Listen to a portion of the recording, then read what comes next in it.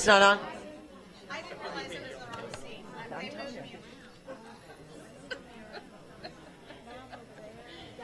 Okay, if everybody could please take their seats and we'll get started in just a minute or so, please. Thank you. Bad to have my computer up. It's staying.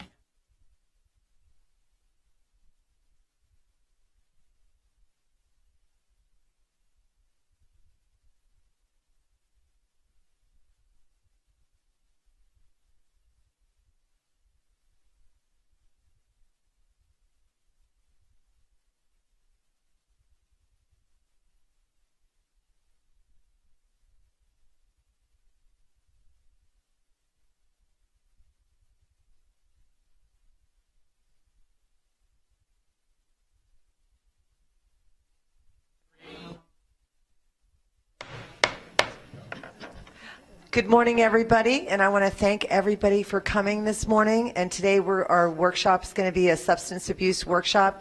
I first want to thank Kim Bays and her team for putting together all this information for all the board members. Just a couple reminders. Mr. Porter, please, for all the board members, as you speak, he will acknowledge you and he'll be acknowledging people as we speak. And I just want to say thank you for coming today, for all our speakers, and I know Ms. Bays is going to introduce us. This is a really important workshop, and I want to thank Member Gray for bringing this topic as well as filling out the workshop and making sure to include all these individuals and bringing all this panel together.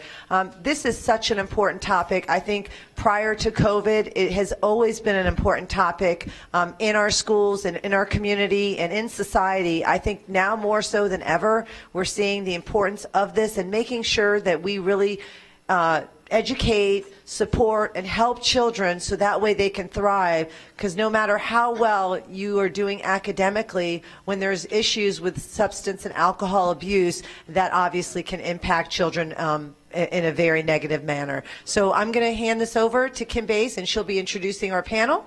Thank you. Thank you, Chair Combs. Thank you, Mr. Davis, and thank you, board members, for this opportunity. We're going to begin. I do want to introduce you to some of our stellar presenters that we have here today. First, our President and CEO of the Crisis Center of Tampa Bay, Clara Reynolds. Good morning. The President of Narcotics Overdose Prevention Education, otherwise known as NOPE, and former Hillsborough County Assistant Superintendent, Kathy Valdez. The founder of Heart Dance Foundation and a member of the Florida Drug Policy Advisory Council, Dottie Gruber-Skipper. And our Executive Director of the Children's Board of Hillsborough County, Kelly Paris. Thank you, Ms. Bays. And I know that Superintendent Davis wanted to have a couple comments as well as Member Gray, so I will hand that over to them and then back to you. Thank you. Yes, Mr. Chair. Thank you, Chair Combs, and thank you, Ms. Bays, as well. And this is very important time to be able to talk about this very important issue. You know, before COVID, we see that this was a continued issue in our community, but it has been exacerbated over the last 2 years, where students and families are turning to alcoholism, turning to drugs, and turning to substance abuse. And from our side of this, we got to continue to make certain that we not only educate, but we put preventative measures in place to be able to help our families and our students cope to be able to be successful every single day. So I just want to thank the board for allowing us to have this conversation, thank our team who continues to have active partners, as you see here today, to be able to implement such awareness, to be able to take a positive stance to help our youth be successful inside and outside of our classrooms and our community every day. Thank you. Thank you, Superintendent Davis. Member Gray? Thank you, Madam Chair. I want to thank each of you, too. Knowing the hearts of each of you and the minds of each of you, your skill set will definitely continue to keep us aware of the pulse of the children. And as Superintendent Davis said, the time of COVID has exacerbated many of those symptomatic situations where drug abuse is going sky high. And we even know the human trafficking, the grooming, and so many preventative measures are needed. So I just want to thank each of you for putting your whole heart and your work into guiding us as to the next steps. Thank you. Thank you, Member Gray. Thank you, Chair Combs. We're going to begin this morning with our representatives from the district, Ashley Capucci, who's the supervisor of the Hillsborough County K-12 Health, PE, and Dance, and Holly Saya, who is our General Director of Student Services. We're going to share a little bit first the data that we have encompassing all of the county, then what we offer within the district, and because we cannot tackle these challenges without our wonderful partners, we'll then hear from each of our partners. So we'll begin with Ashley. Thank you. Again, my name is Ashley Capucci. I supervise teachers in physical education and health, and so we are responsible for delivering the curriculum. First, I'd like to talk about our district data. And here it is. I know it's a little bit small up here, but if you're looking at the light blue top, as we're trying to really understand the data, the light blue represents the United States. In the middle there, the teal is Florida, and the bottom is Hillsborough. So as we're looking at those, what I'd like to point out is we as a district, we have some areas where we are lower than the state and in Florida. So that is a testimonial of what we're doing in the education side and getting awareness out to students. But there are some areas of concern where we do need to focus our efforts on educating our students a little bit more and the supports behind that. Specific areas that I want to kind of highlight here are when students are reporting, and this actually comes from our district data, from our YRBS district data that we administer every 2 years. And so this is from 2019.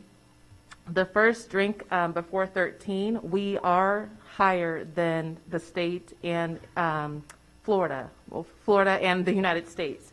So just by 1%. But that's some work what this data tells us that we need to focus our efforts on. Also areas are the reported use for marijuana, cocaine, heroin, and ecstasy. So again, those are areas that we're just like a percent or two higher than the state and the United States. And so we want to really focus our efforts on educating students about the dangers of substance use and abuse. One thing I did get before I came here from a teacher is also educating students about edibles, because those are a form of substance use and students are using them more. And so we definitely want to drive that in our education so that students are aware that those are a form of substances and what they can do and the harmful effects to them. So we wanted to share that with you, only to say that this is our why and why we drive our education. This is what we look at to really say, where do we need to focus in, and then where are we doing what areas are we really doing well in and educating our students. So as you can see here, for tried cigarettes, we are lower than both the state and the United States. Vapor, for e-vape and vaping products, we are lower too, and we know there was an uptick in that within the last 2 years of e-cigarettes and vapor products. And so we know not only behind the scenes as a state, there's been a push to kind of lower the amount of advertisement to students on that, but us educating our students and making sure they understand that using that form of substance is just as a damaging effect as using a cigarette itself. So I'd like to move on and talk about what we're doing as a district according to our state board approved rules. There is a rule that states that annually we should be providing substance use and abuse education in grades K through 12. And so we are every year reporting what we are doing on a district report that goes to the state. We do a pre-report that says what is our implementation plans, and then we do a post-assessment and kind of I don't want to use the word assessment, but we do a post-report on what we did and how we administered it to our students using what types of curriculum.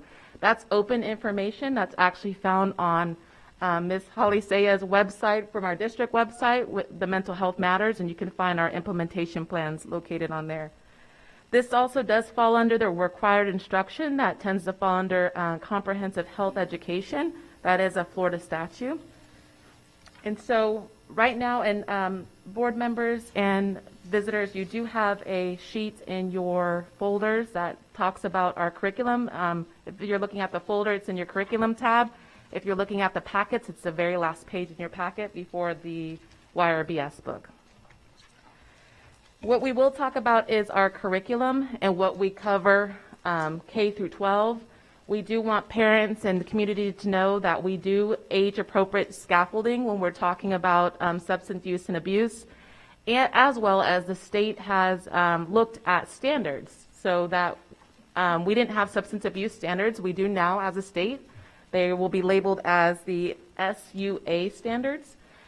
We tend to teach substance abuse in health education, and we use health standards, but they wanted more standards that were focused on the types of substance use and abuse, age-appropriate information that students need to know for each grade band level. In K through 5, we use a curriculum called Mental Health Matters by the Monique Burr Foundation. We talk about age-appropriate substance use and abuse information that students need to know, as well as the safety, 5 safety rules that we provide for them. This education is in tandem with human trafficking, so not only are students using the 5 safety rules in human trafficking, they're also using it in substance use and abuse, so we didn't want to confuse them with new information when we're talking about those safety rules, so it just kind of leads into itself for them. And again, this is delivered through physical education, and on your sheet here you can see the topics that are covered in K-5 for your review. In grades 6 through 8, we use the Bonavin Life Skills curriculum, and this is also embedded in physical education and the CRDM course, which also stands for Career, Research, and Decision Making. And we also get wonderful data from Bonavin Life Skills about how their education leads to lower substance use and abuse. For example, using their education, it's lowered tobacco use for those 6th through 8th graders, alcohol use, and our teachers do use a pre and post assessment for what the learning gains are for students. And again, you can look at the topics that are covered in that curriculum. Lastly, here in grades 9 through 12, we use a textbook called Human Kinetics, but we know as textbooks tend to eventually get outdated because health information is updated yearly, almost daily. We also bring in supplemental materials such as Everfi, and then Everfi is constantly updating their materials, so they have the alcohol EDUs course. They also now have the prescription drug safety course, and they just released a vaping course that we also utilize in our grade 9 through 12 classrooms. In Hope, 9th grade, we cover a lot of the education for substance use and abuse. And then in ELA, because after they leave us in 9th grade, we had to have a course to put it in. So in ELA grades 10 through 12, we have also designed lessons that are around substance use and abuse that also go in with the mental health curriculum. And so students get that education through there.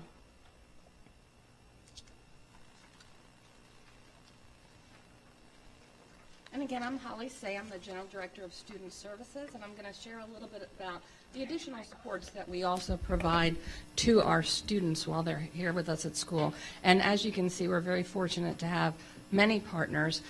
We have other partners in addition to the partners that you have here, because we're constantly trying to expand that net of providers that we have so that we can continue to support our students.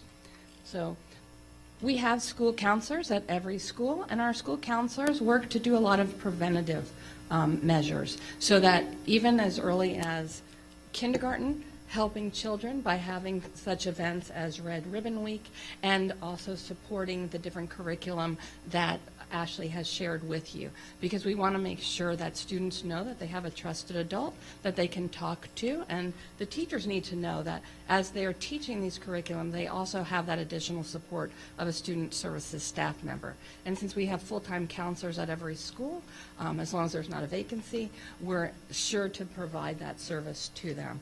And DACO, which also is known as COVE, and you'll hear a little bit more about that, but DACO is also one of the other partners that we have that support us through these.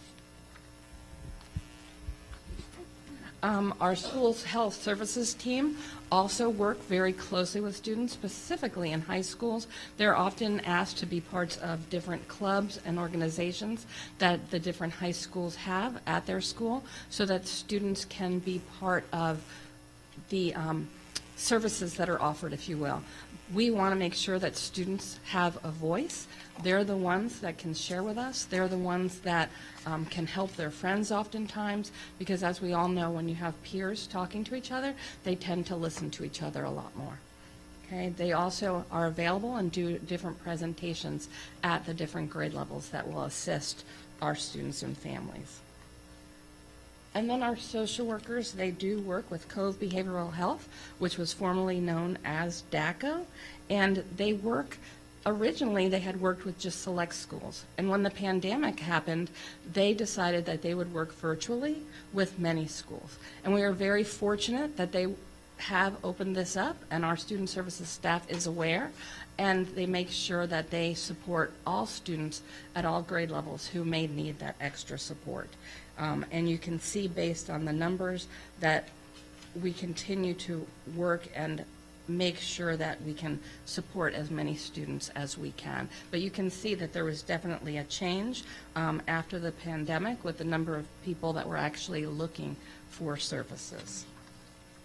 As part of our mental health team, we also utilize Cove to support us and doing specific individual therapy with students. And they do therapy around mental health in addition to what we do with substance abuse. So this is particular to the mental health and the cases that they've done. And as you can see, they've had 258 direct cases with just students one-on-one that they're supporting with their mental health.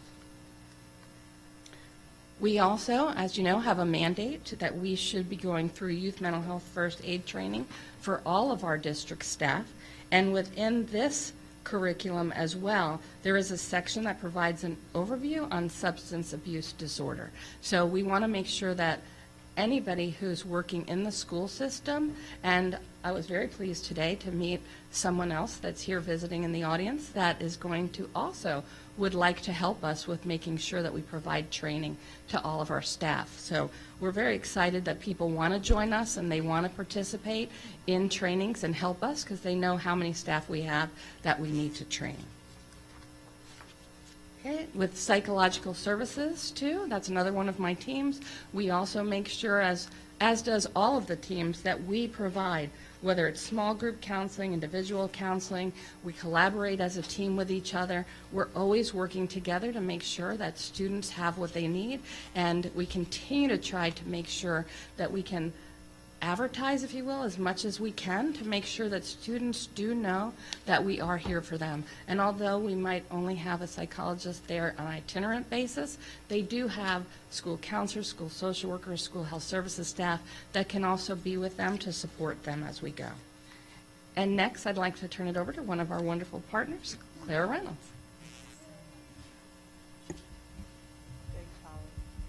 Thanks. Good morning, everybody. It is truly an honor to be here today. I am a product of Hillsborough County Public Schools. My son just graduated from Hillsborough County Public Schools and is a freshman at the University of Florida this year. So being from Tampa, born and raised, it is truly, like I said, an honor to be here. I also started my career as a school social worker in 1993 with the district. So to be here today truly is an absolute honor, and I am so privileged to be here today.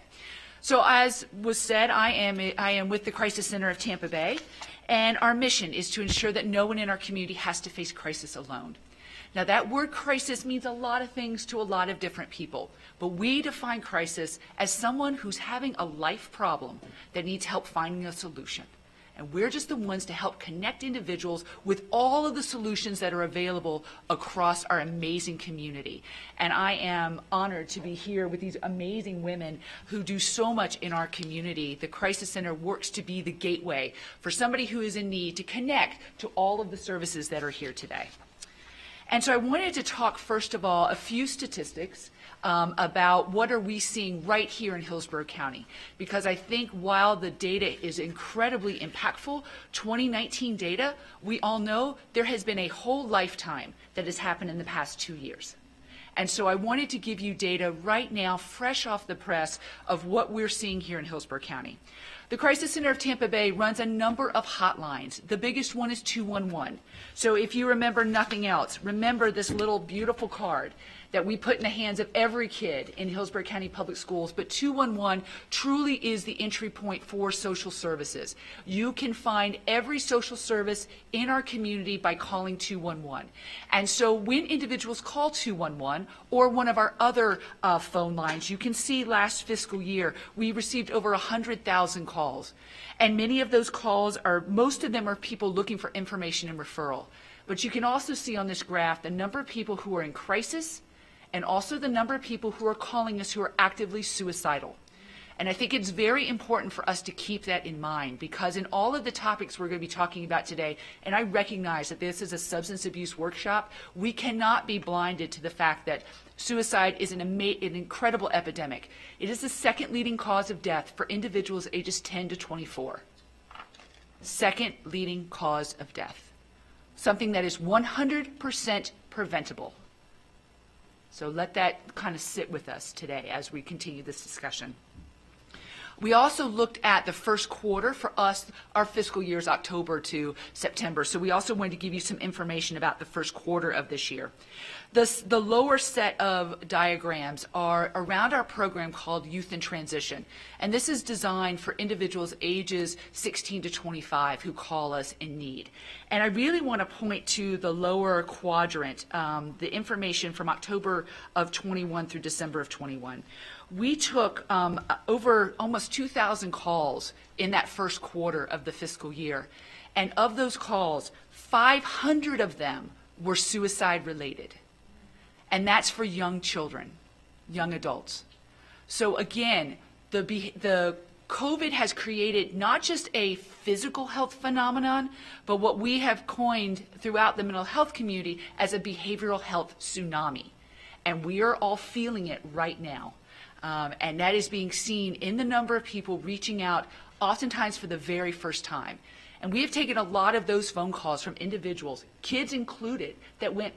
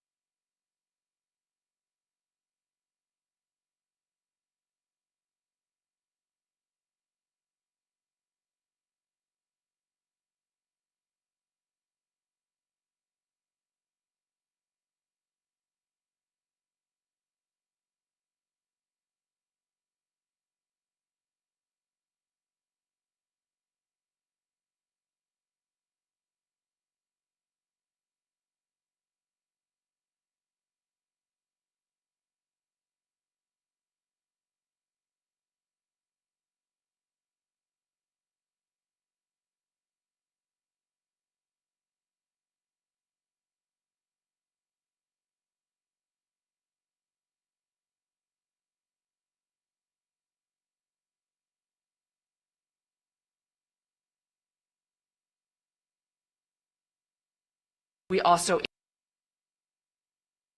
for veterans, as well as some work that we do with the Children's Board of Hillsborough County to help parents of young children that are concerned about their development, and then, as I mentioned before, that youth in transition.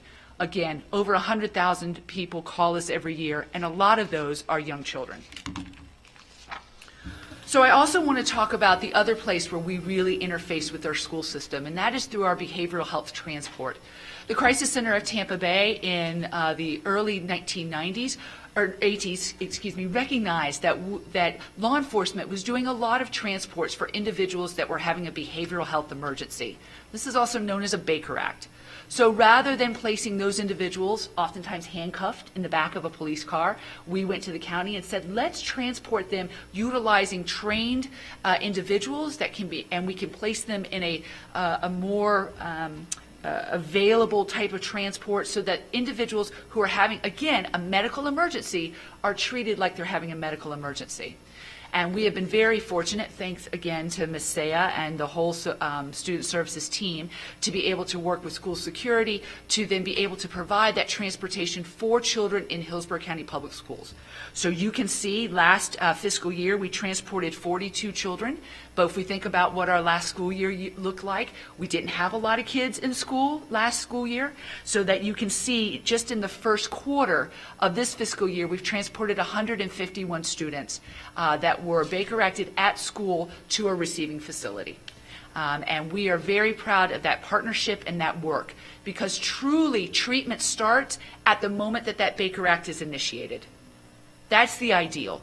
We're not waiting until they get to a receiving facility to get the help that they need. It's happening right there in that transport, in a safe and secure environment with individuals who are trained in mental health first aid, trauma-informed care, psychological first aid. That healing can start right there at that moment of transport. And again, we're very excited around that partnership with the district.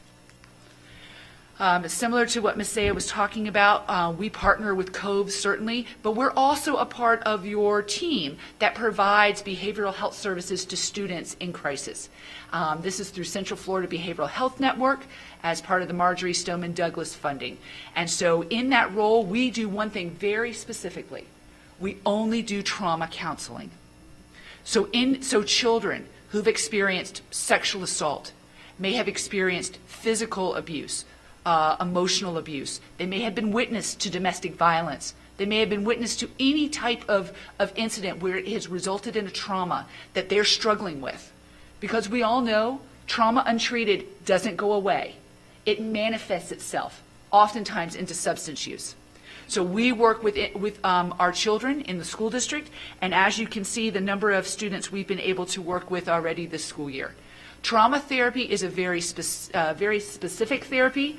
I like to think of it as when you go to a specialist, maybe you have a heart condition. You're not going to go to your general practitioner if you have a severe cardiac issue. You're going to go to a cardiologist. We would be considered the cardiologist for all things trauma. And our therapy has a beginning, a middle, and an end. And at the end, that individual should be able to tell their story. What was their trauma? Because we can't take that experience away, but we want them to be able to talk about it. When the two little boys went to the 7-Eleven with their dad after dinner to get some ice cream, and that 7-Eleven was held up at gunpoint in front of them, it got to the point that for them, those little boys, their trigger was any 7-Eleven or any convenience store. They could not go in without absolutely melting down. Going through 14 weeks of therapy, they were able to graduate by going back to that 7-Eleven with their father after dinner to get ice cream and be able to talk about what happened without it interrupting their lives or interrupting their movement forward. That's the beauty of trauma therapy, and we truly are honored to be a part of this partnership with the district because, again, trauma untreated doesn't go away and continues to manifest itself. We are also Hillsborough County Certified Rape Crisis Center, and while we all would love to believe that rape doesn't occur in our community and certainly doesn't impact young students, it absolutely does. And as you can see in our data, that last year we did 60 exams for students ages 13 to 17, and in the 3 months of the fiscal year, we already did 14 exams. And you think about that data, you think about, about 9 weeks from October to December when you take out everything else that's happening in a kid's life, like, Thanksgiving break and Christmas break, that's nearly one a week that we're processing just of that young age. And I am very proud that in January of this year, Ms. Saya contacted us because some additional resources were needed for students around sexual assault, and we were also able to have sexual assault advocates present at the January 11th board meeting to help anybody that attended that meeting in case they needed that level of help and support. Back when I was a school social worker, there were 2 S's you never said in Hillsborough County Public Schools, and that was sex and suicide. We have come so far in recognizing that these are realities and embracing those realities rather than thinking, if we don't talk about it, it's not going to happen. So give yourselves a round of applause for recognizing that these things are real for our students and our families in our community. And I want to thank you for that. We also provide a whole host of training. Certainly the district provides a lot of training, but there's some very specialized training that we can provide. And we've worked with our school psychologists and counselors around self-care, because if our staff isn't healthy, and Dr. Schatzberg knows that better than anybody, if our staff isn't healthy, there is no way that we can provide the level of help and support that our students need. We've also provided trauma-informed care for social workers, trauma counseling. We provided tours, and I invite any of you who, if you've not been to the Crisis Center of Tampa Bay, come and see what a gym you have in our community. You can see firsthand how our work impacts everybody in our community, as well as the effects of trauma and those kinds of things. I'm also very proud of, again, the suicide prevention work that we have been invited, and I do mean that, invited to provide to our schools and to our staff. Because again, suicide is a reality and it is happening in our schools. It is so important to make sure that the work that you all do in the classroom, in the school setting is so important. But remember, these kids go home. And we've always needed that seamless connection from what happens in school, that they get the same support in their home after hours.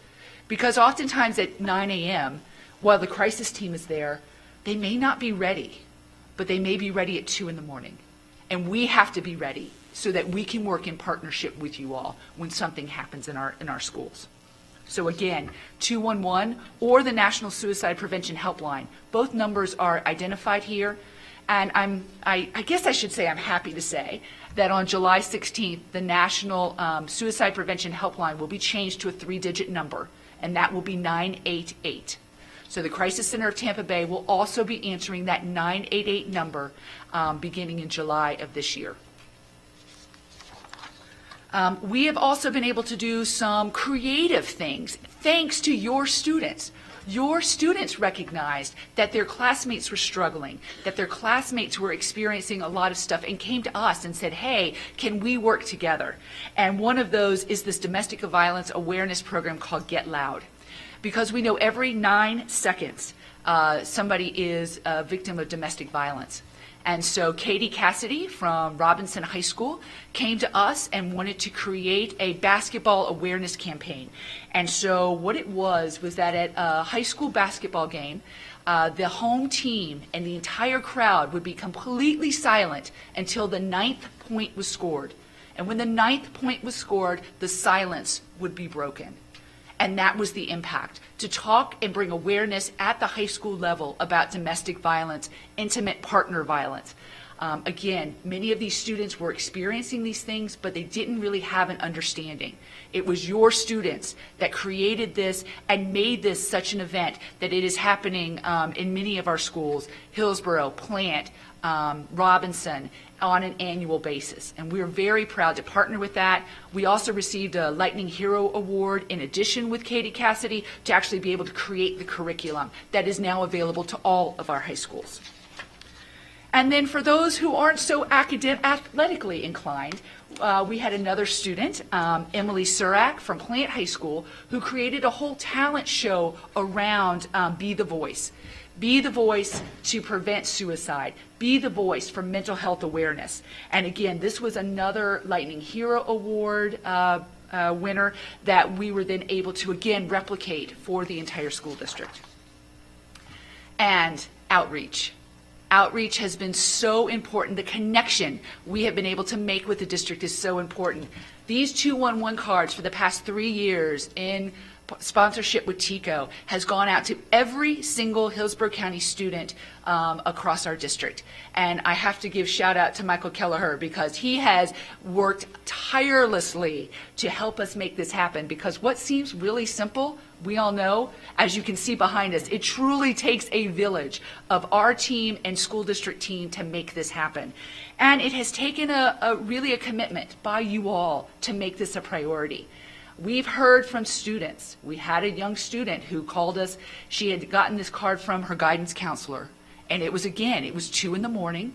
It was right before testing. And she hadn't slept in 4 days. She was hallucinating and really thought that her only out was to kill herself. But she got this card from you all, and she called the number. And we were able to get her connected to services.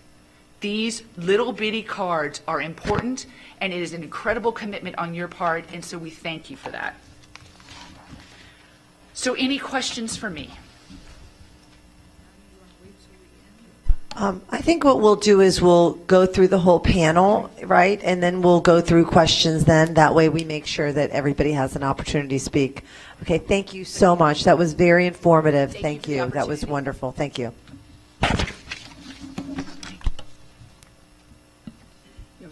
Okay. Thank you so much. I'm Kathy Valdez, and as stated, and like Clara, I am so proud to be on the panel with these women and for all that they do in the community.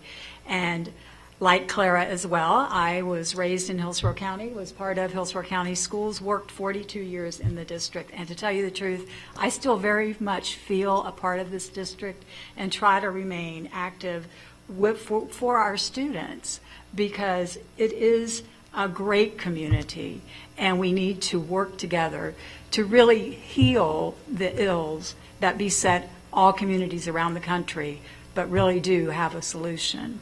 And that's why we're here today, to talk to you about that. NOPE, and I gave you a little folder, is a national organization, a national task force. NOPE Hillsborough is the local chapter, and I am the current president of NOPE Hillsborough. NOPE Hillsborough has been in existence for 11 years, and the national organization, though, was started back in about 14 years ago in South Florida as a reaction and a solution to the pill mill explosion and the opioid epidemic that ensued. And shortly thereafter, we saw the need for that as well. Personally, I will tell you my passion for this organization has been driven by a personal experience, as most of us in NOPE, that is the case.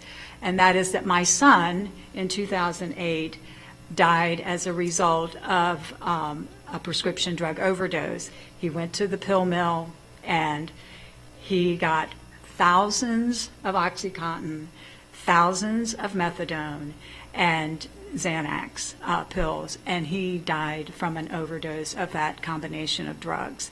So my passion is really with this organization because of that very reason. The thing that's concerning, though, after all these years, that was back in 2008, NOPE Hillsborough has been in existence for 11 years, but after all of this work, the epidemic continues, and there was a recent report, I don't know, most of you probably did see this, that was put out by the Tampa Bay Partnership, and the statistics were frightening for our region, that 7-county region that they report on. And in our region, there was a 74% increase in deaths, opioid deaths, in 2020 over 2019. And in Hillsborough County, in our county alone, there were 538 deaths, which represented a 74% increase for Hillsborough County. The other alarming thing to me, because one of my other passions is early childhood education, we have many, many mothers that are giving birth to children that are addicted. And that is also a very big problem. And that really speaks to a problem that will surface later in the schools, as we know that it does, as all of these do come out, because as we serve the students, the family issues. So also another important fact there was that the biggest increase was amongst blacks and Latinos. And for the reason that they don't have access oftentimes to mental health. And there's no way, all behavioral health issues, as Clara pointed out, they go hand in hand. So those mental health issues result in addiction issues oftentimes. But I want to tell you what NOPE does in our schools. So NOPE of Hillsborough, we try to empower and educate teens, and we do it through our presentations, but we have 3 key messages. We ask the students to break your code of silence and get help for someone that is struggling. So often, students know who's struggling, and they could easily be the assist, because when we're hurting, when we're struggling, we're not always the best ones to realize that. But my friend here maybe could realize that and get me help. And it may not be popular at the time, but that's necessary. We also have a second important message, and that is that one time can kill. And while that early opioid epidemic was driven by pill mills and by prescription pills, now we know that it's fentanyl. It was OxyContin back then. Now it's fentanyl. And while our message has always been one time can kill, because it's always been true, it is so critical now. All these street drugs, many of them, these pills are being pressed with fentanyl, and a very small amount of fentanyl can be deadly.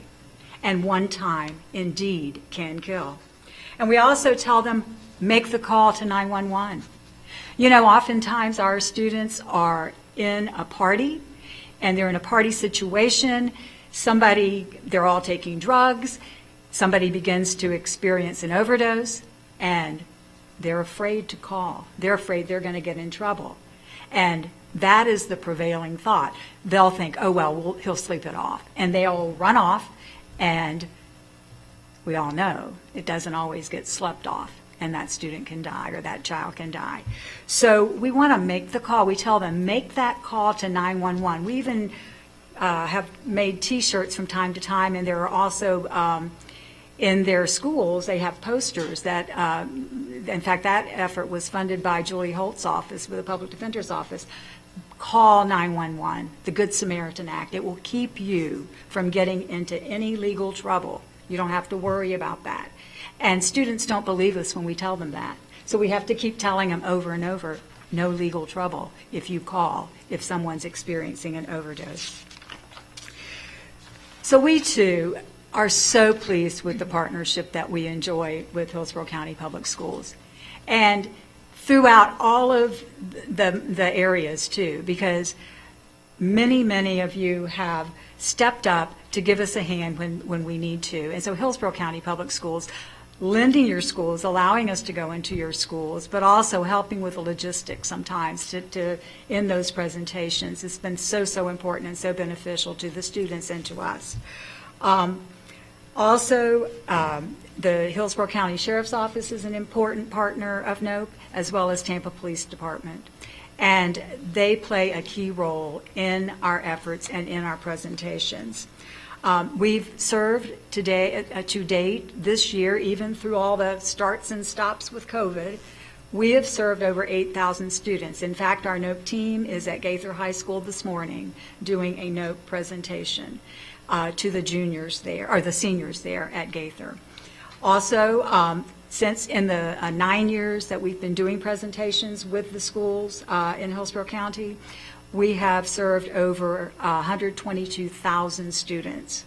So we continue to get our message out, and we try to revamp our message while the structure remains the same, with our moderator giving some facts, with our family speaker giving a real-life example of how their family has suffered because of an overdose death in their family and how that transpired and the hole that it leaves for them, as well as the school resource officer that has a script that he follows to talk to the students.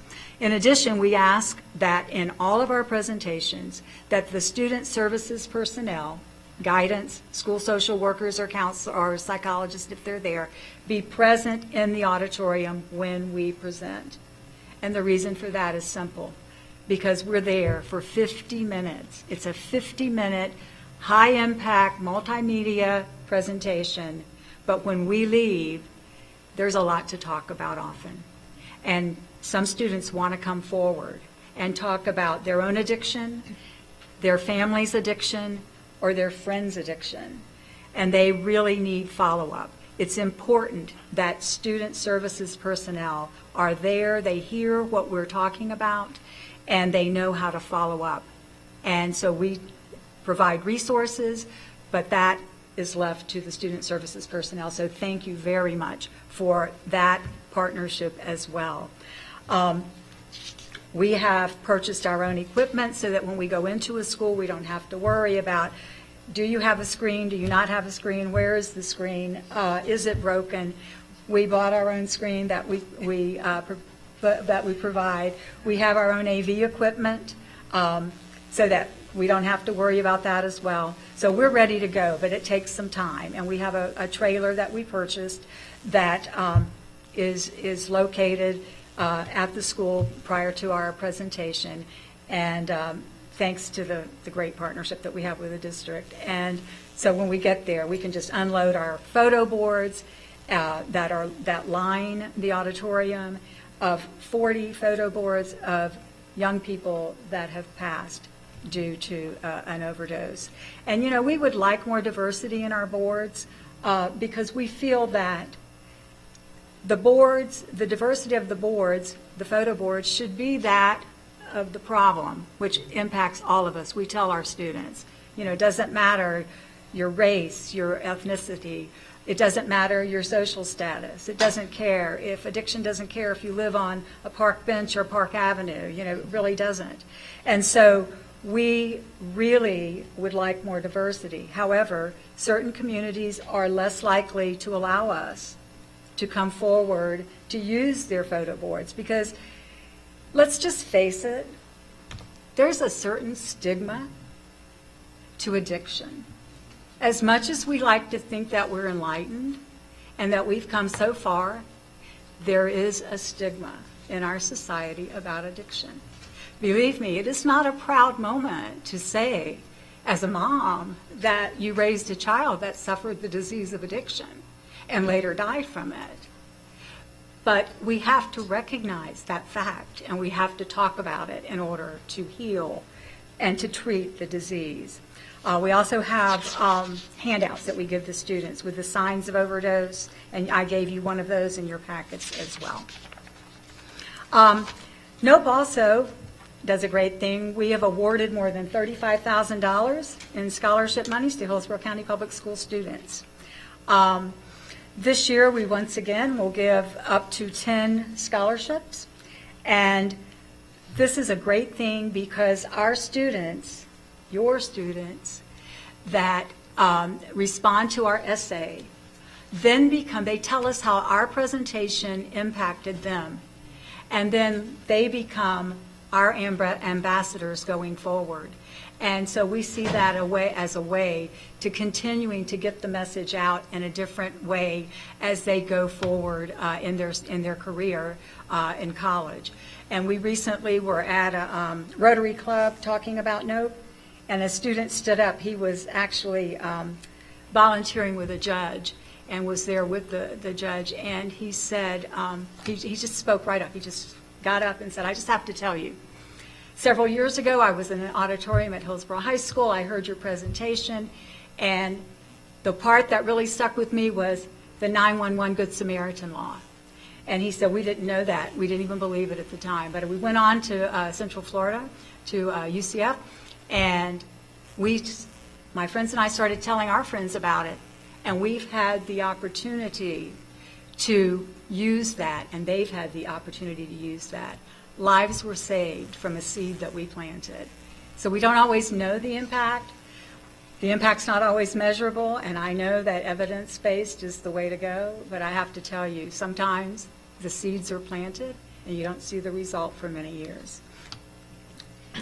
The next thing that I want to talk to you about is parent presentations. We do parent presentations. We, several years ago, did one for Title I parents that I believe still exist on the Title I website.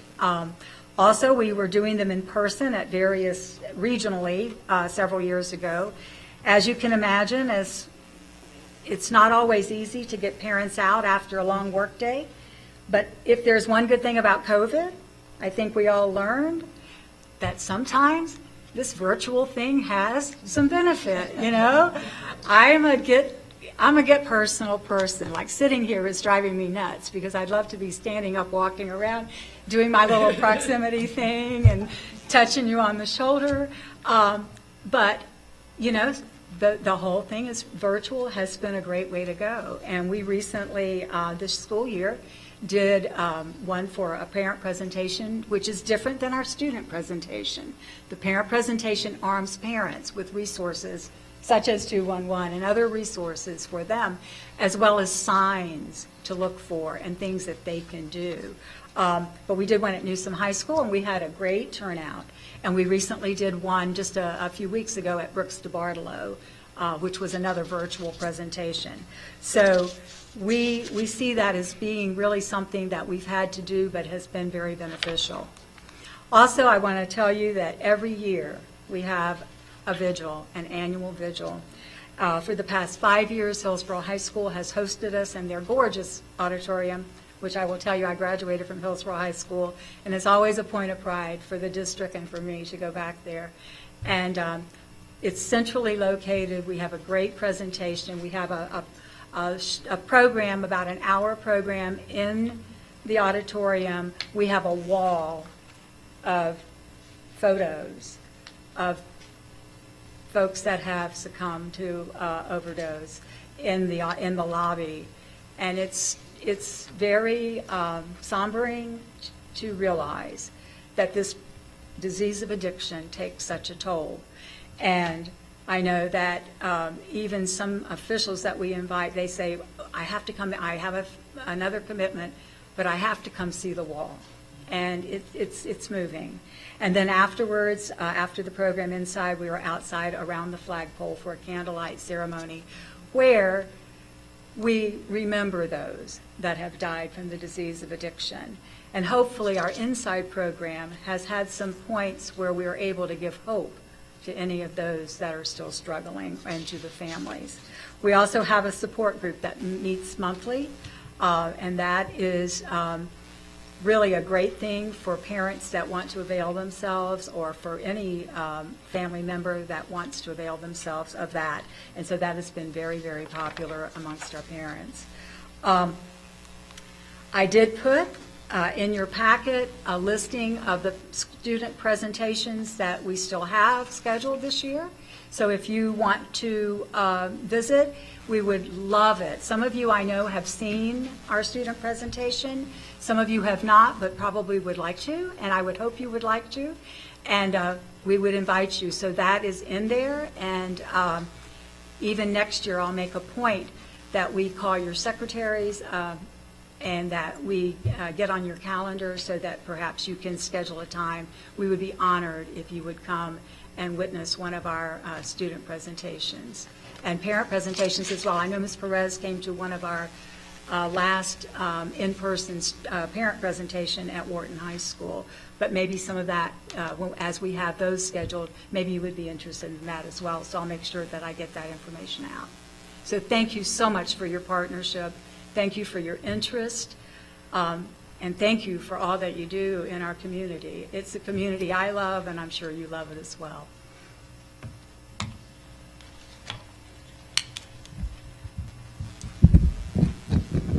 Good morning. My name is Dottie Groover-Skipper, and I think the community knows me best with my work in the anti-human trafficking arena over the last 40 years in the community, and working hand in hand now with the school system to educate parents and faculty and staff on the issue. I am honored to be sitting here today on this esteemed panel, and I do want to just say to Clara, we work with the Crisis Center quite a bit, and the 211 cards, I know them mostly through the human trafficking arena. Now there's a tremendous resource, 211, for those who want to report human trafficking or feel that they might be caught up in that insidious crime. So thank you, Sarah, for that. And Kathy, I've been to many NOPE meetings and gatherings as well. Incredible work that you are doing in the community. I'm coming today wearing another hat. My work with anti-trafficking has mostly been through the No More Foundation, but today I'm representing Heart Dance Foundation, which is my personal foundation where we do work a lot of times with parents who have addicted children or some kind of substance abuse addiction issues. So I'm wearing a parent hat today. because I do have personal experience with a child, an adult child in recovery. So I wanted to start, let me make sure that, okay, I got it. Recently released numbers from the CDC showed a startling increase in the number of opioid overdoses across the country.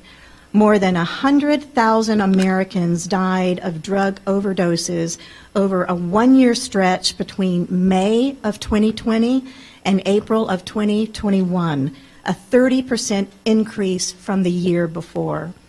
In the Tampa Bay area, the overdose rate is 23 out of 100,000 people. That rate is 9% higher than the rest of Florida and 50% higher than the national average. Florida ranks second only to California in the number of overdose deaths. Let that sink in for a moment. The pandemic, coupled with increased depression and more deadly synthetic drugs, contributes to the spike in deaths. I am honored to be appointed by our governor to the Florida Drug Policy Advisory Council, where we provide solution recommendations to the governor. And locally, I am very honored to be a director on the board of the Hillsborough County Anti-Drug Alliance, educating the community and youth on substance use, abuse, and addiction. In fact, it was the Hillsborough County Anti-Drug Alliance who had this huge tobacco grant for many, many years that started the SWAT clubs in all the schools in Hillsborough County, and hopefully those are going strong still because HCADA no longer holds that grant. But I was very honored years ago to be working on tobacco and alcohol issues and help develop the court program, the tobacco cessation citation program. School kids who are cited for tobacco products at schools and have to go through the court, Judge Nazaritan. I helped develop that program through the Hillsborough County Anti-Drug Alliance, and I know that program is still going quite strong as well. As important as all those positions are, as I stated, I am here before you today first and foremost as a parent, a lived, experienced parent of a child in recovery from opioid addiction.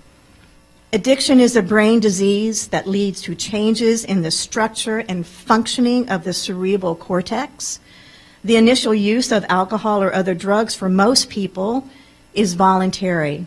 However, over time, the changes in the brain caused by repeated drug or alcohol abuse impairs a person's impulse control and their ability to make good decisions.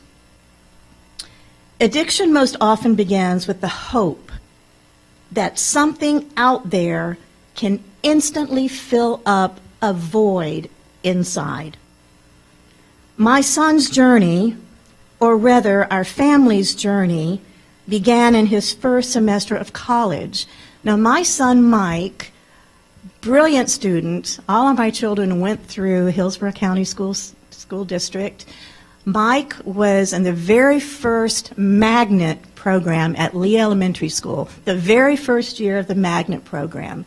I remember being like, I don't know if I want to put my child on a bus, my 6-year-old, to go, to Lee Elementary, but it was absolutely a fantastic experience. He got through Lee, he auditioned and then went to Orange Grove, and from Orange Grove he auditioned and went to Blake. From Blake, he graduated with high honors with a full music scholarship to FSU. So he was a prodigy of the magnet program in the very, very first year. He was a charter student of that program. But as I said, our journey began in his first semester of college. Mike had received that music scholarship to FSU for his talent in classical guitar. While working at his part-time job, he hurt his back. Someone gave him a Vicodin that spiraled into 16 years of severe opioid addiction. There are no words only tears for the pain a parent feels when they have an addicted child, no matter what the age. You taught them to look both ways before crossing the street. You made sure they wore their helmet and buckled their seatbelt. You checked under their bed for monsters, but you never dreamed that the scariest monster of all lived inside your child. Once upon a time, you could fix it all, but now you can't. You feel lonely and disconnected from everyone, and you are so, so sad. Only you don't tell anyone. You don't want friends feeling sorry for you or judging you because of that stigma that we talked about. Instead, you suck it up and put on your brave face and carry on. This monster called addiction consumes your child. Now you feel the monster will kill your child. You wonder, how does one go on about slaying a monster that dwells inside their precious child? First and foremost, parents and caregivers, stop beating yourself up. You did not cause this disease, and yes, it is a disease, but there is so much to learn. Reach out for help, parents. Learn how to love your child without enabling their illness. Once I realized I was one of the biggest challenges of being a mother who loved her child so much, and I was enabling his behavior more than helping his behavior. Once I was educated and that reality set in for me, I began to change. Not easy to do. So find safe people in your life who have walked in your very shoes and can provide you with emotional support. One of the hardest things you'll ever have to do is let go, not of your child, but of their illness. Let go of the urge to fix it, control it, and rescue them. Let go of the over-functioning on their behalf. Like most everyone, I just want to fix it. And that's not how it works. You need to allow your child to feel the consequences of their actions and encourage them to seek help. You can't cure your child and you cannot control them, but you can influence the outcome. Make the hard choices. Be open to learning and doing new things. Involve professionals to help you navigate the pathway from addiction to recovery.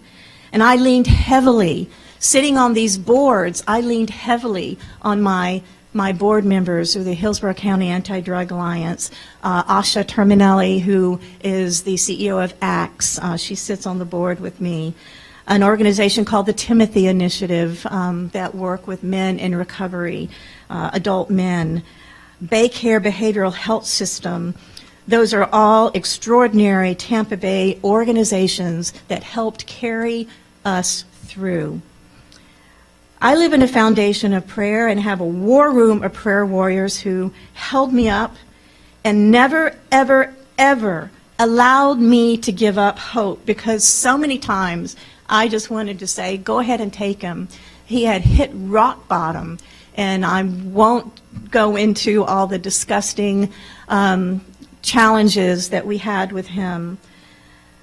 But parents, it's important not to give up hope, and to love harder than any pain that you have ever felt. There are millions of families across America living in recovery and leading wonderful, productive lives. Although it may seem like the heartache will never end, it can, and it does for many, and it has for us. Mike has a message for parents and for those who come along someone who is addicted. Quote, Mike says, faith, family, and friends will get you through. Connect with a support system of understanding, non-judgmental individuals, and learn how not to enable. Never stop loving, don't give up, and always have hope. So I am so very proud of Mike and the amazing man he has become today. Recently, he received his 1-year sobriety chip, and he holds a full-time job and is thriving, giving back to the community through his music and expertise to others who are doing their very best to slay the monster. Thank you.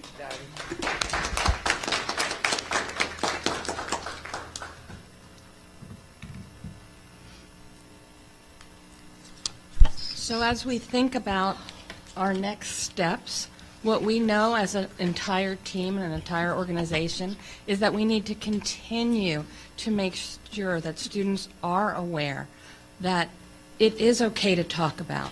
They do have a trusted adult or peer, their family, anyone that they can talk to. And there are so many resources readily available to them, as you've heard just from this group. Kelly Paris, who's also here, that has many different programs within the Children's Board to help to provide wraparound services to our students. We want them to know that we're here. Even the First Lady DeSantis, recently announced the Facts, Your Future, a digital media campaign to educate students on the impacts of substance abuse. That is currently also on the district website. We are here to make sure that students are aware. We're not afraid, as Clara said, to talk about these things. We want to make sure. We know there were wives' tales, if you will, out there in the past that you don't talk about these things. But we've learned over the years through evidence and through everything that we've worked to learn about that it is so important for us to continue to educate. And that's why we work together so closely with Ashley and her team. You cannot do this alone. It truly does take a village. It takes all of our different divisions working together to get the word out. So we appreciate you allowing us to have this opportunity today. And now we'll open it up to any questions that you may have. And let me give an opportunity to Kelly Paris, Executive Director from the Children's Board, if you please speak, and then we'll open that up. Thank you, Nadia. I just want to say how brave of Kathy and Dottie to share their experiences. I'm Executive Director of the Children's Board of Hillsborough County, and we invest in the community heavily in order to keep children out of these systems of care, the larger systems of care, and falling into the addiction cycle. So we fund about 60 lead agencies in Hillsborough County and probably 150 in all, including the subcontracts through those agencies. But I want to share with you a little bit about my past, and that is I ran a mental health center for many years prior to coming into Hillsborough County, and it was a 5-county area, some of the most poverty-stricken counties in the nation. And you can imagine what you have when you have no faith in the educational system, because the poverty has been generational for well over 100 years. You have no commerce to allow people to earn a living wage, so you fall into a cycle of mental illness and addiction. So years ago, we decided, we had so many individuals in our substance abuse program, and of course they had children of all ages, but we decided that we were going to do something for the children. And we started summer programs isolated to just provide services to the children of those addicted parents. And I will tell you, it was a huge success. We started out with traditional summer programs. We added art therapy, we ordered cognitive therapy, we ordered all sorts of trauma-informed therapy. And as we went along, and we were about the 8th year of this program, the evaluations that were coming out of the school system on these children were amazing, because these children were supporting each other in the school system. So when Johnny was absent for 5 days or 3 days or whatever it was, the other children were checking on him because they knew one of the parents had fallen back into the cycle of substance abuse. So it became a self-perpetuating support system for those children. And then the counselors, the children that grew up in this program, became the counselors in this program. And it was, so when we talk about how we affect the children, I think we've got to think out of the box with that. We've got to look at other services instead of your just traditional services in the community and your traditional services in the school system. The Children's Board of Hillsborough County actually for 2 years in a row has released dollars to fund one of those programs in Hillsborough County, and nobody has made application for them. I don't know why. We've had to realign those dollars, but we have to look for other ways. We have to look for children to be supportive of each other, and not just in the sense that you have a group at school, but that child recognizes in that other child what is going on in their home and the danger to their mental health and to their health because of it. So we've got to start way upstream. I did speak with the superintendent last week, I believe it was Superintendent Davis, about the possibility of the Children's Board funding a model of trauma-informed schools. So we'll take an elementary school and a middle school, and then we'll put a trauma-informed model in there. The Children's Board would be willing to underwrite that and run a pilot project for 3 years. Now this is very much on the, we're just talking about this right now because we'll have to do a deep dive into the data, but I think this is the way to go. We can attach a return on investment to those dollars that are invested in those schools. So we have to do something different. It's not working, what we're doing now. There's not anybody in here that has not been touched by addiction in some way or the other. Not one person. So it's not as if it happens to somebody else. I want to tell you a little, I started looking at the increase in pediatric gunshot incidents in Hillsborough County and the increase of those. So I decided to look at some data on that. The Children's Board has decided to run a campaign for gun safety due to the data. But anyway, the individual at the Department of Children and Families said, would it help you if I gave you 12 months worth of narratives, unduplicated narratives from families that come into the system for you to look over? I did. When I started immediately on the first one, I don't just need to look for unsecured guns, I need to look for other things. 26% of those families had unsecured guns that the child had access to. I'll tell you that very frankly. It's horrifying, and that was very narrow. It had to say the gun was unsecured to come up with those numbers. The more frightening statistic of those 662 narratives, at only 8 were absent for substance misuse and domestic violence. So that is what our children are coming to school with every day of their life. So we have to do something different, and we have to fund some interventions. And the Children's Board, I'm here to tell you that our board, which I'm very proud to say the superintendent and board member Gray sits on our board of directors, are fully behind anything that will help children, that we can bring them data to show there's an issue in Hillsborough County. So I appreciate everything you do every day.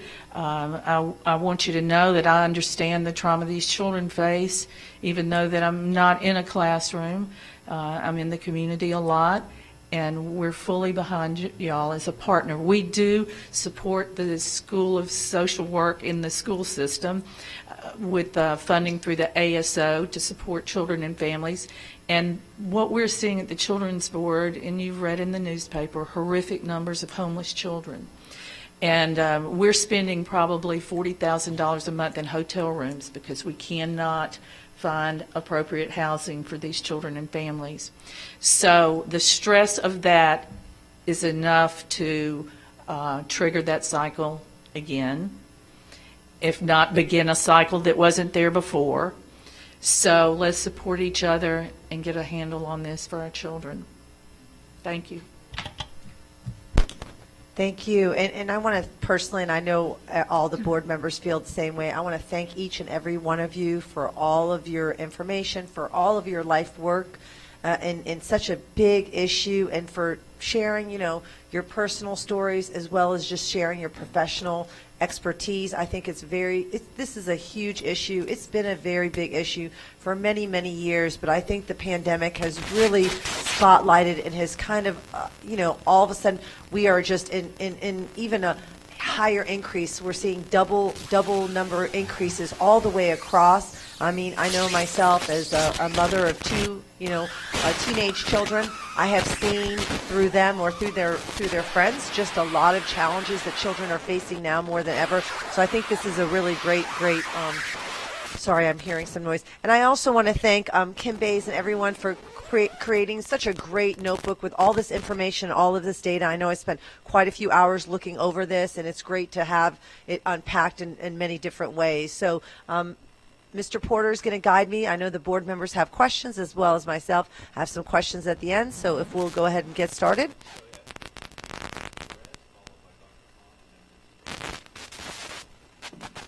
Ms. Perez? Member Perez? Thank you.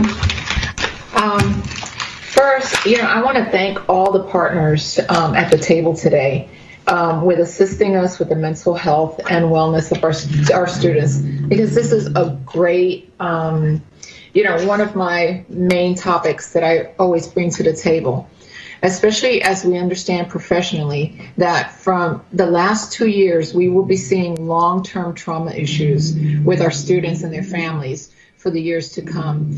And not to mention the children who are called pandemic babies and their development. We already see that right now, as they're they're 2 years old and trying to get them into even the daycare setting, they're having effects as far as how they're handling that situation. Walmart today announced that they will no longer be selling tobacco products here in Florida. And so, which will be such a great support to us as they, join CVS and Walgreens in, removing the tobacco products from their shelves. And yes, suicide has increased since 2016 at an alarming rate. But, thank you again for the net of support that you maintain around our students and their families.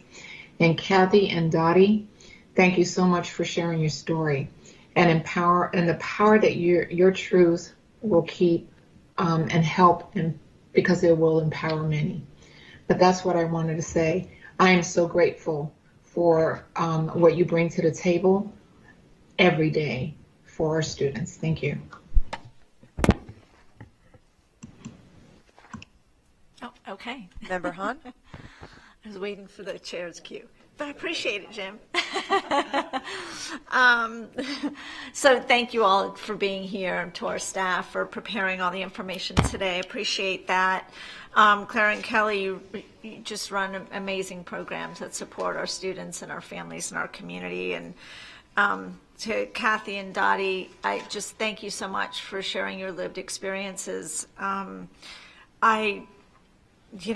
family also has had those lived experiences, and my nephew suffered from substance abuse and ultimately lost his life to that. So this is a very emotional conversation for me this morning as well, because when I look at this pamphlet, you could have very well been in it. So thank you. I'm going to compose myself. Give me a second. I also have 3 boys, 1 in middle school and 2 in high school. And what I've been noticing over the years is that there have been these campaigns publicly that have really focused on and touting the safety of marijuana as a recreational drug. And that really downplays its role as a gateway drug. And, you know, when I read through this and my own personal experience with my nephew, it most definitely is a gateway drug to other illegal drugs as well as prescription drugs. And you see in 2 stories right here, the parents specifically say that their child experimented with marijuana. And now they're in this brochure. Heartbreaking. It's just heartbreaking. So are you finding that parents in our community and students are kind of desensitized to the effects of marijuana as a gateway drug? Because it just seems like nobody is really hiding the fact that they're users, adults or students. So I'm just kind of interested in what you're seeing, and you're the experts in that arena. Well, absolutely, I see that parents and just the general population don't see any issue whatsoever with recreational marijuana. And there are study after study after study that shows it is a gateway to the harder drugs, and study after study about how it impairs the brain before the age of 25. And I don't have all those stats in front of me, but I think our community, our world has been desensitized to the reality of what marijuana can actually do to a person. We see that too, and so that's why part of our parent presentation and our student presentation is to at least bring that out in some part. To parents, we say this, and marijuana is much stronger today, more THC. That's the issue. It's really not the marijuana that so many people might have smoked when they were a teenager, you know, if you're 50 or 60 years old.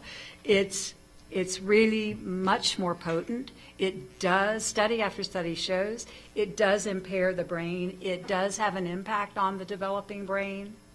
It does, to me also, and in something that's more observational, create a great deal of apathy about, you know, just motivational kinds of things. So it has a direct impact on academics.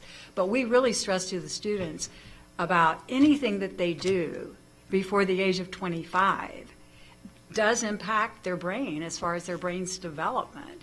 And also, you know, talking to them about how important it is that they not start early, that the statistic that if a student starts smoking marijuana, alcohol in middle school, they're almost twice as likely to become an addict or suffer some sort of an addiction issue later on. It's a huge increase. So we do try to emphasize that as well. But we do see that, and we talk to parents about no matter what your personal view is on your personal use of marijuana, make sure that you're modeling the best behavior for your child. Because let's face it, if the parents are smoking marijuana in front of the child, their chances of thinking it's no big deal and smoking marijuana and then proceeding to other drugs is just so much increased. So yes, very definitely a link.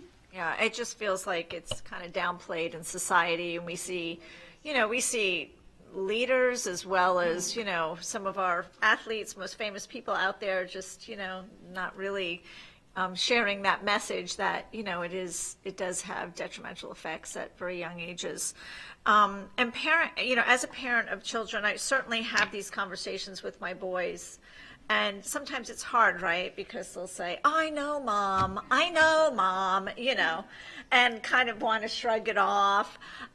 So, you know, what do we do, whether it's through the district or your programs, about helping parents kind of navigate those conversations, you know, in a way that doesn't seem as, you know, I'm telling you not to do this, but more, I want to have this conversation because I learn new things all the time. I want to share those new things with you, you know, and so you can make good decisions. But it's hard sometimes as a parent to engage in those conversations without your child, whether it's sex or drugs, right? Like, I know. You know. Can I offer there's a friend of mine, Dr. Bill Wilson, that wrote a book called on marijuana in children called Just Say No, KNOW. But years ago, we were in the process of this would be something that every child would have to do before they got their driver's license. And we were in the process with Duke University coming up with a software to make this mandatory for a child to take prior to getting their driver's license. And it would be a program where a child would put in their height and weight and then put in 3 beers or a joint. And then they would have to navigate in this software program driving a car or walking up steps or do whatever it was they were going to do. And it would impair them in this software program to the point where they could see the impairment visually. We had the software developed. The governor that the state I was in was going to implement it in the system, and he was impeached. It never happened, but but I will say, it's still a great idea. You know, I love that idea, and it might be, I don't know, you were saying they were going to implement that at the DMV? Yes. And, you know, that would be really interesting to follow up with in the state of Florida, but if not the DMV, maybe implement into some of our health courses, if we could have the software brought in and have some of those in driver's ed, exactly, simulations for students, because sometimes, you know, they're not aware of the effects on their body until they're actually in that situation. And then they might be just too scared to ask for help. You know, I mean, that's another thing, right? I mean, we kind of tell our kids, I don't care where you are and what you're doing. If you're not comfortable and you need me to come get you, it's kind of like the Good Samaritan law, right? Like, you know, I have that in my house. It's a Good Samaritan law. You will not get in trouble. Just please call, you know. And so I appreciate that. I think that would be interesting to kind of have further conversations around how we can really, you know, educate students around the effects of a lot of this. And I love when we do PSAs with our students because obviously they listen to their peers. And so I would love to continue doing some of that, you know, with our students. And I love that they have the cards too. I know that many of some of my parents have mentioned to me, you know, what happens if I have an incident over a weekend or during spring break or summer? How do I get the mental health needs for my child? And I do tell them about the 211 hotline. So it would be great if we could do more PSAs with our students around that and push it out the district just to make sure every parent and student knows, you know, that that's available and out there, because sometimes the card doesn't get home to the parent, or, you know, and the parent just doesn't know who to call on a Saturday night at 2 a.m. And I think, Dr. Hung, you bring up a very good point, because when you're in the moment of crisis, you're not functioning. No. Your brain has already hijacked you, and so making it just a part of the conversations as often as possible. And we could certainly do a better job of making sure that we're including it. The only other thing I wanted to add to your point, and you all did a beautiful job with that, one of the things that we hear oftentimes is that families just don't even know how to have the conversation, right? So you're waiting until your kid's 15 to have these tough conversations, but these conversations have to start when kids are little, because you need to start modeling that behavior now. And so being able to utilize our PTAs, for instance, to be able to, you know, just help parents get comfortable with being uncomfortable. And the uncomfortable topics are so different now than they were, I think, when we were younger, even when we were parents, you know. And so helping parents just to be able to find that vernacular and being able to be vulnerable. I think that's the other place that parents struggle with too. They always feel like they have to know it all. Sometimes you connect really great with your kid just saying, you know what, I don't have all the answers, but tell me how you're feeling and I'll tell you how I'm feeling. And that often will help in that dialogue and really help that child then to listen when those tough conversations come up. Yeah, and I loved when somebody brought up the fact that, you know, sometimes there's just fear having these conversations because, well, if I don't talk to them about drugs, they won't do it because they won't know about it. No, that's a myth, and we need to help break that myth. So I appreciate it. And going back to the 211, you know, as a parent, when my kids were little, I always made sure I had that magnet on my fridge for poison control because you never know what your little kids are going to get into.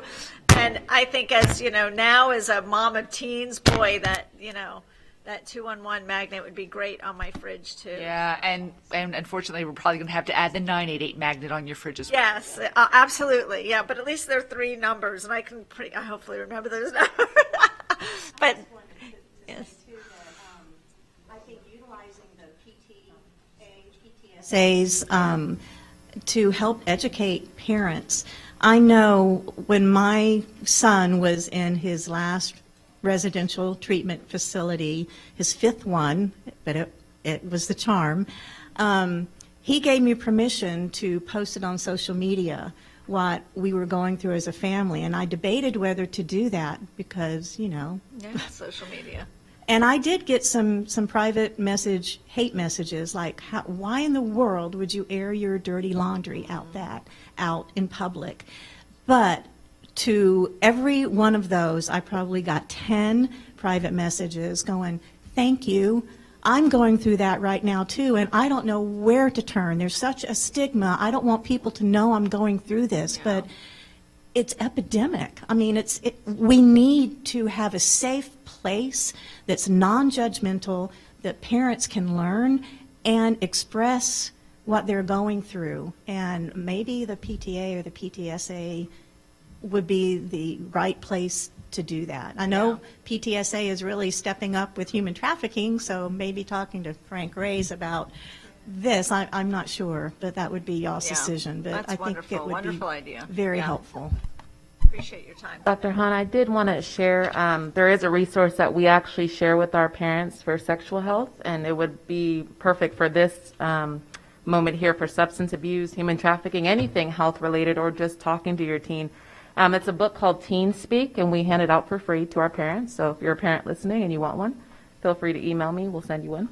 Or if you're here and you want one, we'll be happy to give you one. They offer it in Spanish and English, and it's by Jennifer Salerno. And it's just great. It talks about how do you communicate with your teen? How do you have those tough conversations? And so we've been able to hand that out as a resource, which it's been very valuable for our parents who are wondering how and why. I did want to say one more thing because you brought up a great point about the marijuana, and our panel of ladies here, you all are awesome in your expertise, but what parents need to know too is it's laced with other drugs to get a better high. And so when you're talking about which is giving you a better high, being laced with other drugs, that's that gateway that really hurts our students. Right now we're seeing fentanyl. It's flowing in our community. It's just deadly. So, yeah, these are very timely and important conversations. So, Ms. Gray, Member Gray, thank you for bringing this forward today. I appreciate all your efforts. I know you're very committed to this work, and it's recognized by your colleagues. Thank you. Thank you. Member Gray?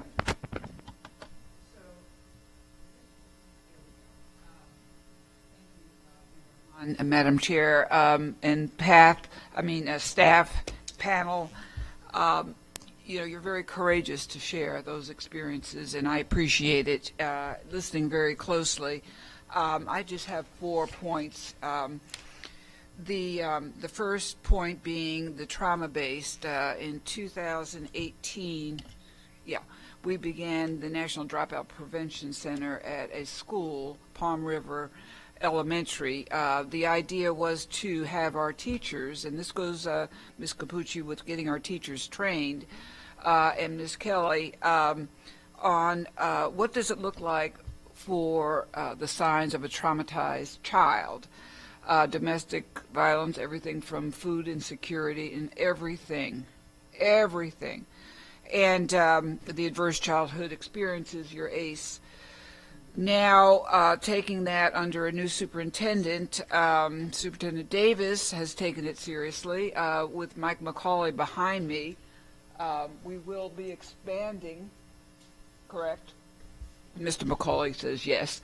But thank you, Kelly, for also giving us funds to invest. Because I think when the teachers are not only invested, but when they know how and what the signs are of children, they can better, obviously, teach, because you can't teach a child unless they're mentally ready, period. And that takes sometimes weeks of getting a class ready to learn, as I have had many high-need classroom experiences. So I thank you for that, Ms. Paris, also for affording that to our superintendent. And thank you, Superintendent Davis, for taking it seriously. We need to be moving on that. Secondly, thinking outside the box, you know, when I hear each of you, Ms. Dottie and Ms. Kathy, when you speak from your own personal experiences, I have to think, and when we talk, Ms., I'm not calling everyone Miss now, Members Hahn, when you talk about public service messages, would it not be wise, because you moved me just now, and every one of us, would it not be wise, Superintendent Davis, to have almost just like how they have their little TV shows at every school, and to have an actual vignette, a short testimonial, and then a helpline? Because every time you a peer hears that their friend has gone through this, etc., the idea of then there's help immediately, the 211, the 988, the sense of urgency in my mind is critical. And you gave us 9 seconds, but every 5 minutes in a teenager's life, and I know, Dr. Hahn, you'll be facing that soon with your boys, and you already are, Member Combs.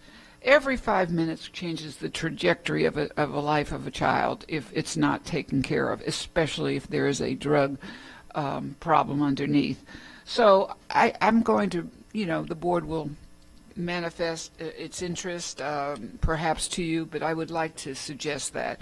I also, the third point, when we talk about the reality of getting help for our children, if we look at, and this is not a precocious statistic, but, and Ashley, you may know it, Holly, but our ratio for guidance counselors per student has not anything to have a glimmer of satisfaction. In fact, and maybe Ashley, you can help me, we are not last in the state of Florida, but we have the highest, third highest ratio. Do you have the statistic, Holly? I don't have it right with me now, but we are working very hard to make sure we lower those ratios. And, you know, with our mental health assistance allocation money, we're constantly putting in more support at schools. And, you know, we're very grateful that this year a decision was made to increase that money so that we can hopefully hire even more staff members. And by the way, the eclectic way that you're handling mental health, Holly, is without any, I just have to say, without match. I've never seen anything like it. All the outreach that you're doing, inclusive, are these wonderful resources that you speak with daily. So I'm very aware, but I also know that home base is the guidance counselor, always has been, making up whole different, reinventing wheels. The student, proximity-wise, wants to see the guidance counselor and has to see them now, not later, and not having an appointment 4 weeks later or 3 weeks. And that's what happens right now. So good thing we have Clara, Kathy, Dottie, Kelly, and all your Myrna, all the psychologists, social workers. Also, Ashley Capucci, I know that you have so many hats. I would love to see another hat. Perhaps I have too many committees, but perhaps having a committee of the experts and a board member or two involved with really getting involved with the drug situation in our schools, a task force, and I thought about that because that to me is ongoing and it's sustaining. It's not just a one-shot. Chair, I need a drug conference here. A sustainable way of keeping the problems, the challenges in front of the ears and eyes of not only our parents, our board members, and our staff, and of course our students. Last point I wanted to ask, are we prepared to have this also in Spanish? In other words, every outreach that we're sharing, as you're sitting there, do we have it afforded for our Hispanic population? The question doesn't have to be answered now, but we have to start thinking about that full throttle, and I know most of you know that. 50% of our student population within 5 years will be Hispanic. So at any rate, I think we need to also do a multicultural on that. So anyway, I got to stop talking because I usually go way too much and I'm getting the hook. Thank you all for everything. And thank you, Ms. Bays, too. You know, you really do bridge all the gaps and take care of that, what we need to do in a very effective way. So thank you. Done.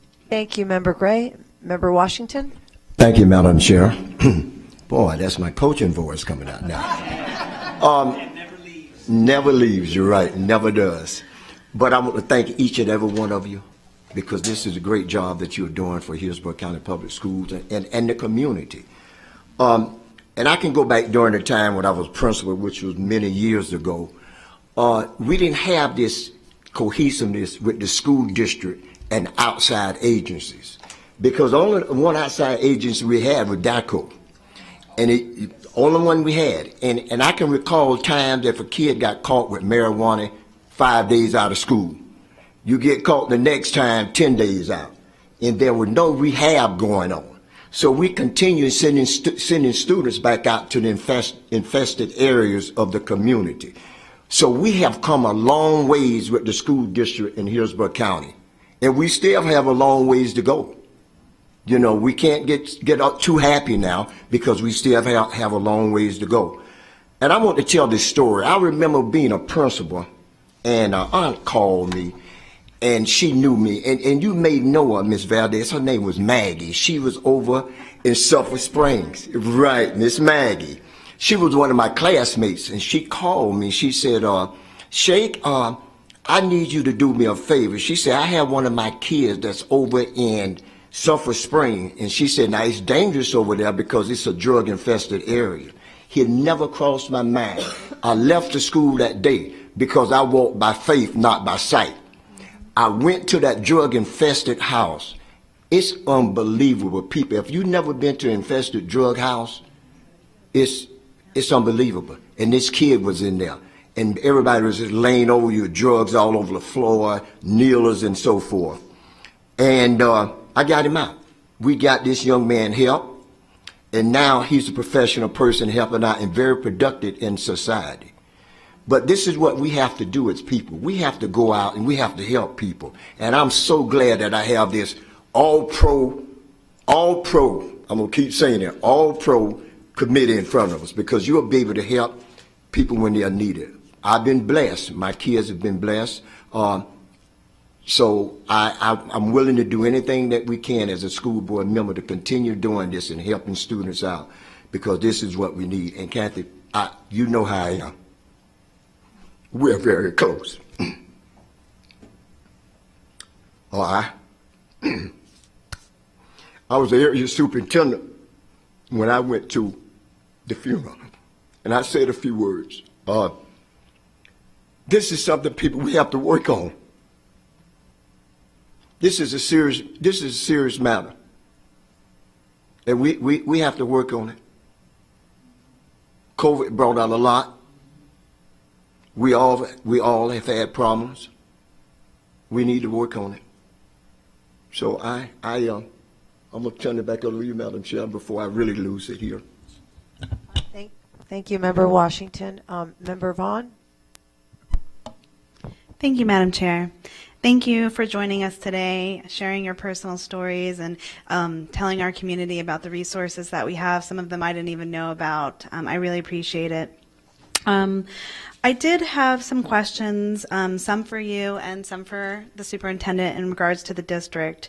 But I did want to thank Member Hahn about talking about, the approach to marijuana. One of the questions that I had, and the statistic was alarming to me, was also alcohol. That's another one where I'm concerned, that one of the statistics that we're hiring is that children of 13 ages and younger have tried alcohol, and where it's touched my life. When we all talk about, we have personal stories is with alcohol and drunk driving touching my life, and so that's something that I'm very concerned with.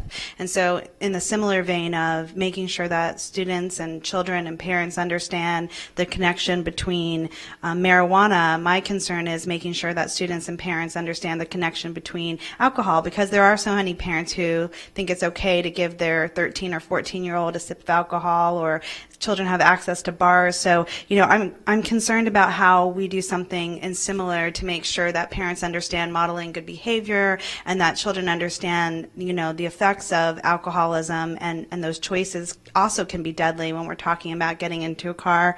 So I'd like to know how we approach that. And so I'll give you a few moments to address that, and I'll ask some more questions. Well, I can just tell you how we approach it in our presentations. When we present to the students, we treat alcohol as any other drug, and we talk about that. And so it's addictive, the same as any other drug. So that's how we approach it. Alcohol's right in the mix. And when we talk to parents, there are some parents that will even have parties, and they think, oh, well, I'm going to let my kids and their friends drink here because it's so much safer than going out on the street. Right. So we inform the parents of social hosting laws that will indeed take their home, their reputation, and all their life savings. So we do talk about that, but we just treat alcohol like any other drug, because it is any other drug.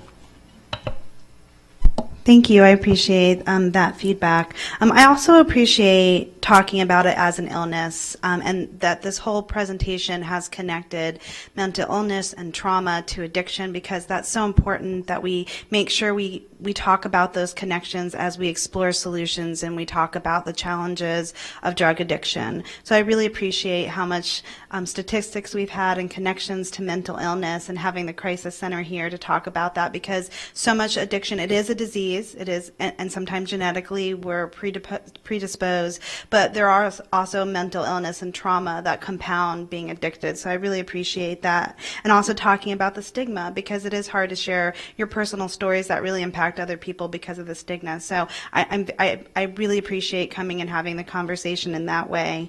One of the things that I wanted to talk about is one of the challenges that I'm posed with mostly is vaping in our schools, which falls in line with the drug addiction. And I know we've covered a lot of, addiction and abuse, but that's the one where, I consistently have parents coming back to me and say that they've had concerns, whether it's in the bathrooms or the stairwells, or when we talk about, epidemics, that seems to be an epidemic right now that we're having within our schools. So I'm wondering, as a district, when I talk to these parents about these concerns, if we've identified, or if we can work with our partners to identify any ways to address that specifically that's happening within our schools. Yes, Ma'am, to the chair. I think that's the biggest issue that we are facing within our school district. I mean, we look at the youth risk behavior survey from 2019. It talks about 43% of the students surveyed were actively engaged in some type of e-cigarette or tobacco. And, that's 2 years ago. Look at it currently now. You can definitely say it's kind of escalated. Ms. Vaughn, you're completely right. Where we see there's areas that are particularly unsupervised, restrooms, stairwells, and particular places behind portables or modules. Those become little areas behind dugouts in a baseball field, softball field, behind a stadium. Those are areas that have great concern. One thing we do, we're trying to do everything we can to make certain all of our staff on campus are just visible and accessible. And I think that will be able to allow us to have a greater concentration. But it goes back to leveraging the curriculum that we have in every one of our grade bands, talking about and leveraging our partners that we have here today to be able to have and create awareness of of the overarching impact. And it can't stop just with the classroom interaction, but it's got to start through the counselors and also through the community with our parents. If we don't address this, and we see it now, we'll continue to grow legs and be a major issue that really majorly impacts our children along the way.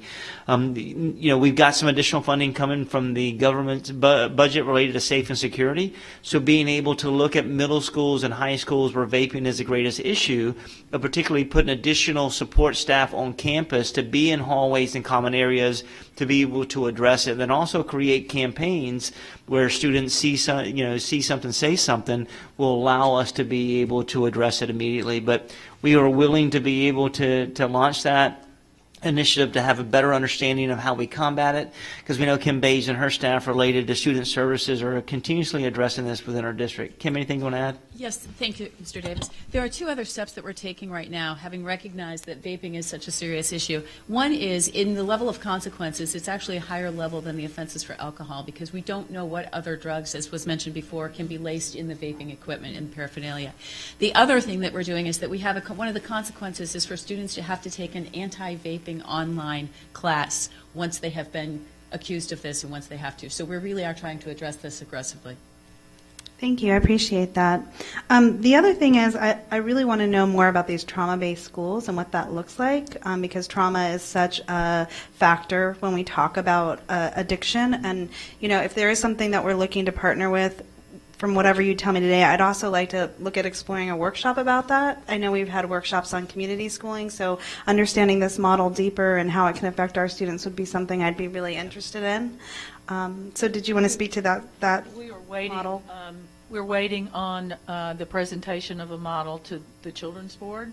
And when we do that, I'll get up with Superintendent Davis, and then he can put together whatever he wants on his end after he sees it to move forward with that.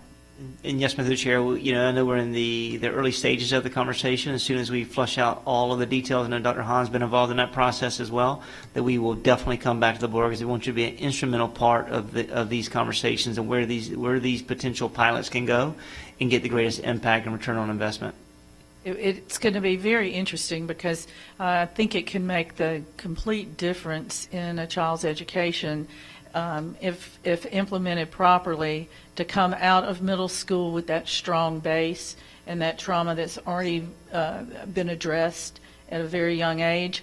And we currently fund a very successful program called CALM, and it is really a training for early learning providers to implement social emotional learning with children 0 through 5. So, ideally, in an ideal world, you could find some strong areas where the early learning centers are feeder schools to those elementary schools, and then you could have a continuum through middle school. So we'll have to look at the data. It's like, as I said, it's just we're in the very, very earliest stages of speaking about it, but I look forward to looking at that model and sharing it with you.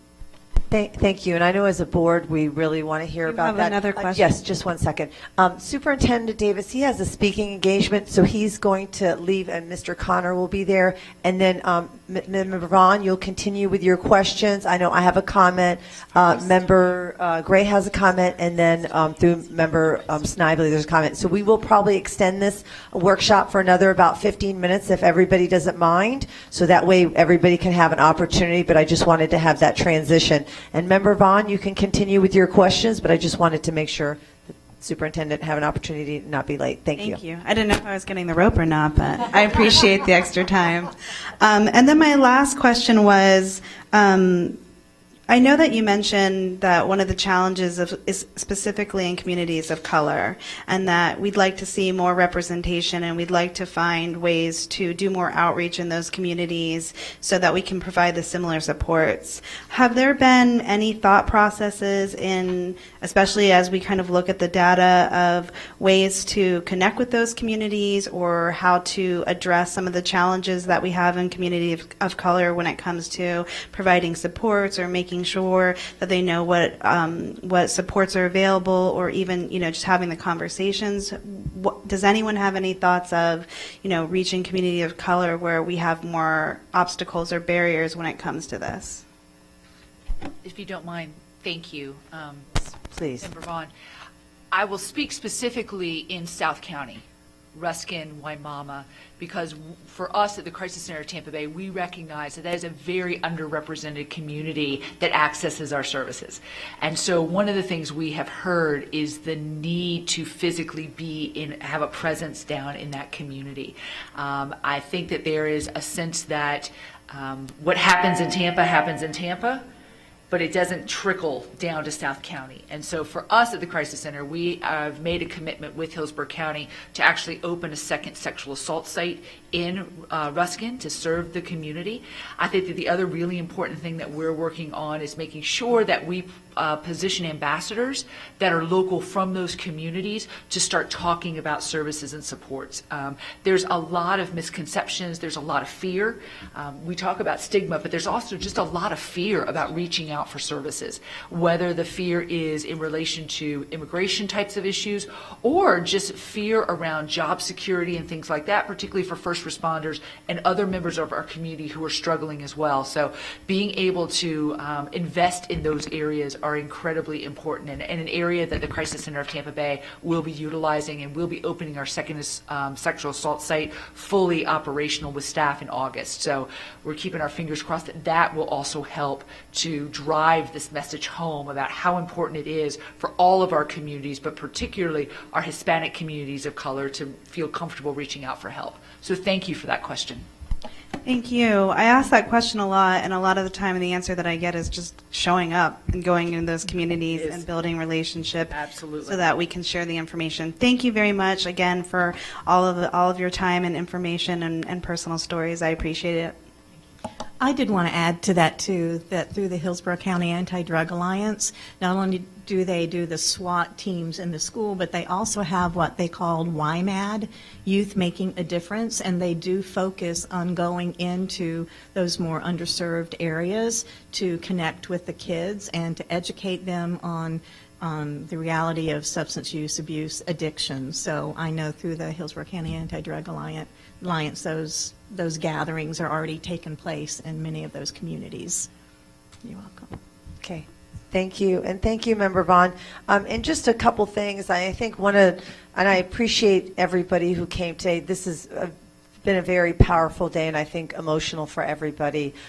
Just hearing these stories, I think it's really important. I think one of the things I saw over spring break was that movie Dope Sick in Hulu that really talked about what an issue that drugs were. And throughout the movie, this is a big national movie, and they kept talking about Florida and showed Florida quite often on the pill mill and how we really were the leaders of that. So I think it is a very powerful, I think it's, I don't know, maybe 5 or 6 shows, but it's very powerful on how we got to where we are today in America and how that's allowed and how that's really opened up.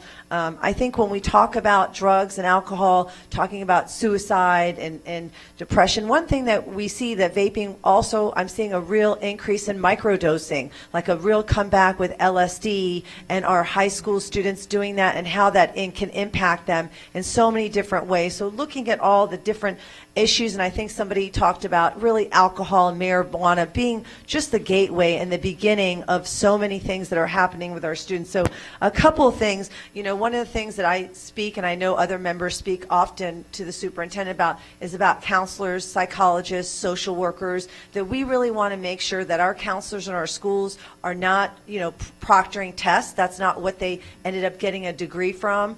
We want to make sure that our counselors, because they're the ones who can start seeing those changes in students, and that they are in front of students often, and also social workers, psychologists. I just received an email a few days ago about a psychologist saying, I know you have a shortage throughout the entire district, but what about us retired psychologists that maybe want to work part-time and who want to come in and work in our schools? We've got to make sure the mental health and drugs go hand in hand, as well as discipline issues, and you can see them, they all work together. So the most important thing is making sure that our counselors, our psychologists, and our social workers are doing what they're supposed to be doing, and they're doing their jobs, working with kids and not proctoring tests and not subbing classes. That's very very, very important.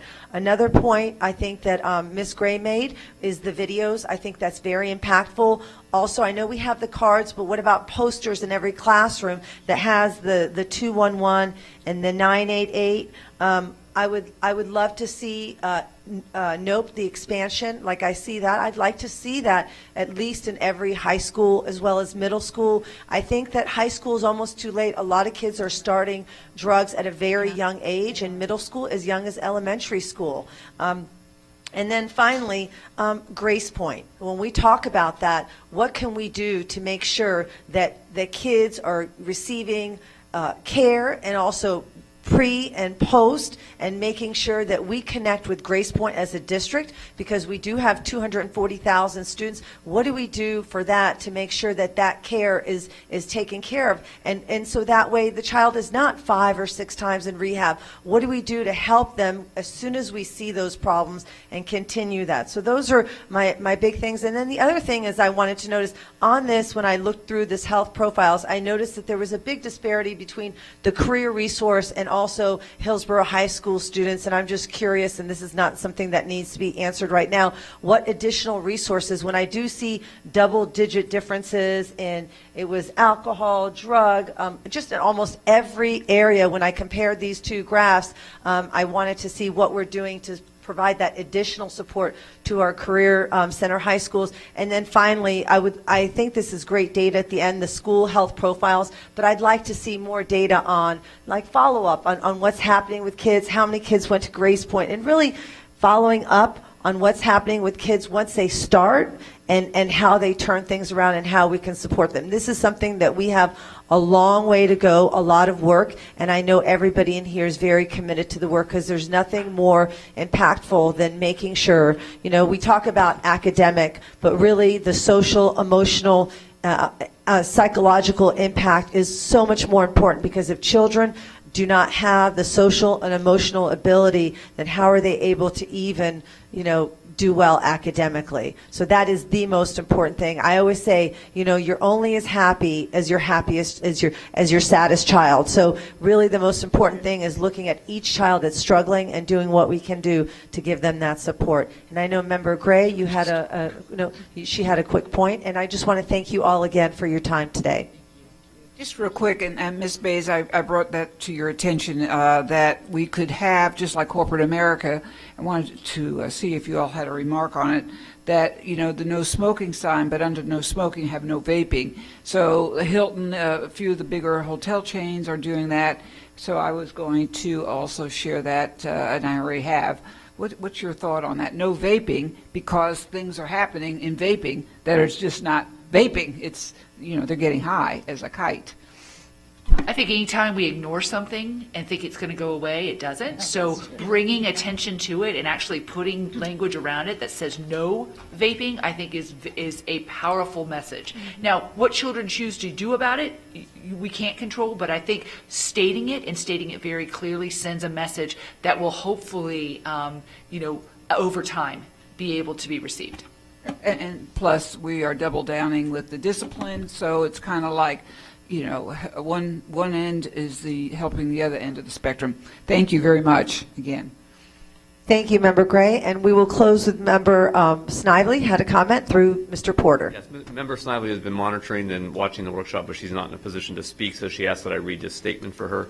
Most of the comments have been similar in my sentiments of appreciation to all of our partners. I attended the NOPE presentation at Newsom High School, and it was very moving. The students tend to listen to our community partners rather than teachers and parents sometimes, so outside speakers can be very impactful, and if we save one child, all of our efforts are worth it. My concern also lies in our school board policies and their effectiveness and how the superintendent is enforcing them. So we need to review and update them. There are many incidents happening on campuses, especially high schools. Those students need interventions. They need to understand there can be deadly consequences to their action. Our policies are only as good as the ability to enforce them and our ability to intervene and help students. Thanks. Thank you. And does anybody else have any closing comments? Well, I just want to thank each and every one of you for all your work, your effort, and I can see it's just a lifetime passion. And yes, Dottie? I just want to say one last comment, that all the things that we've talked about here today, focused on substance use and addiction, all of the prevention efforts, as passionate I am too about human trafficking and being in that work for so many years, that all the things we're talking about here would actually be a prevention for human trafficking. Yes. We're third of the nation. Yes, thank you so much. Those are all good points because we keep talking about the overlap of all of this, and really at the end of the day, it does come to like mental health, social and emotional learning, and making sure that our students, they're like our children, and we want to make sure that they have a bright future ahead of them. So thank you and have a great day.